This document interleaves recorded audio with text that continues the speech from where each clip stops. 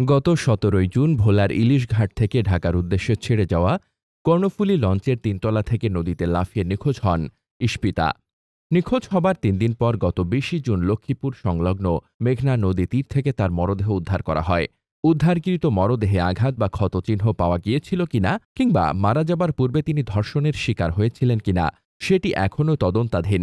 ভোলা সরকারি কলেজের ছাত্রদল নেত্রী সুকর্ণা আক্তার ইস্পিতার সঙ্গে মূলত কি হয়েছে, হত্যা নাকি আত্মহত্যা, এটি এখন রহস্য। এদিকে ইস্পিতার পরিবারের অভিযোগ তাকে ধর্ষণ করে হত্যা করা হয়েছে, তারপর তার লাশ ফেলে দেওয়া হয়েছে নদীতে। ছাত্রদল অভিযোগ করেছে, জুলাই অভ্যুত্থানে অংশ নেওয়া ইস্পিতাকে এর আগে সামাজিক যোগাযোগ মাধ্যমে আওয়ামী সমর্থকরা সরাসরি হুমকি প্রদান করেছে।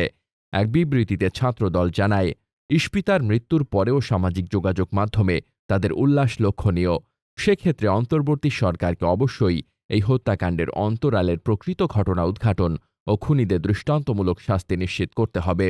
ব্রাদার্স নেভিগেশন কোম্পানির ব্যবস্থাপক আলাউদ্দিন জানান, ঘটনার পর লঞ্চে থাকা অন্য এক নারী 999-এ ফোন করে জানান ওই তরুণী ধর্ষণের শিকার হয়ে আত্মহত্যা করেছেন। পরে মুন্সিগঞ্জে লঞ্চটি পৌঁছালে পুলিশ 2 জন স্টাফ ও অভিযোগকারী নারীকে জিজ্ঞাসাবাদের জন্য হেফাজতে নেয়। প্রাথমিকভাবে তাদের সম্পৃক্ততা না পাওয়ায় পরে ছেড়ে দেওয়া হয়। লক্ষ্মীপুর মজু চৌধুরী ঘাট নৌ পুলিশ ফাঁড়ির ইনচার্জ পরিদর্শক মোহাম্মদ আজিজুল হক জানান, উদ্ধারের সময় মরদেহে কালচে দাগ ছিল। নিহতের বাবা বাদী হয়ে লক্ষ্মীপুর সদর থানায় একটি হত্যা মামলা দায়ের করেছেন।